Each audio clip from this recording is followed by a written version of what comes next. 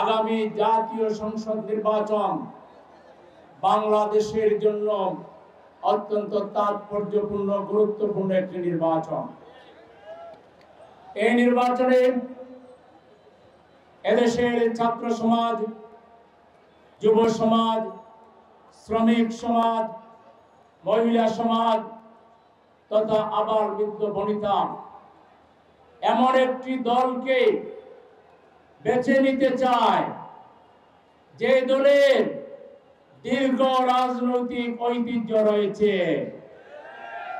জুলাই বিপ্লবের আগ পর্যন্ত বাংলাদেশ যারা শাসন করেছেন তারা বাংলাদেশের মানুষের নিরাপত্তা দিতে ব্যর্থ হয়েছেন, তারা নারী সমাজের নিরাপত্তা দিতে ব্যর্থ হয়েছেন, তারা শ্রমিকদের নিরাপত্তা দিতে ব্যর্থ হয়েছেন, তারা বাংলাদেশকে ঘুষের রাজত্বে বাংলাদেশে ঘুষের রাজত্ব কায়েম করেছিলেন, তারা দুর্নীতিতে বাংলাদেশকে বারবার চ্যাম্পিয়ন করেছিলেন।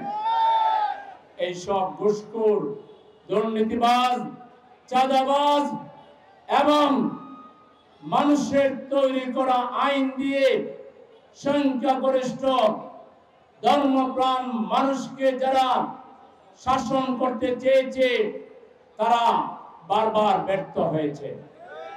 কারণ ওইসব রাজনৈতিক দলগুলো স্রোতের বিপরীতে চলেছে।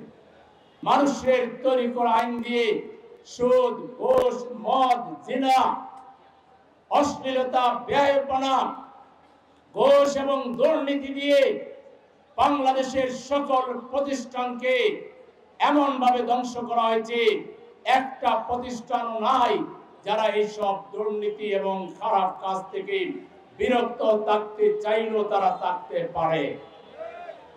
এই অবস্থায় বিগত দিনগুলোতে যারা শাসন করেছিল তারা প্রথমত দেশ শাসন করার জন্য লোক তৈরি করা যে দরকার ছিল, যে ধরনের লোক তারা যে আদর্শ কায়েম করতে চায় সেই আদর্শ বাস্তবায়ন করতে পারবে সেরকম কোন আদর্শিক লোক তারা তৈরি করে নাই। জগা খিচুড়ি মার্কার লোক দিয়ে তারা দেশ শাসন করতে চেয়েছে, অথচ তারা একটা দল চালাবার যোগ্যতা তাদের নাই, দলের মধ্যেই নিয়ন্ত্রণ নাই। বিগত যে কয়টা দল দেশ চালিয়েছে তাদের প্রোগ্রামে আসলে আপনারা দেখেছেন মারামারি।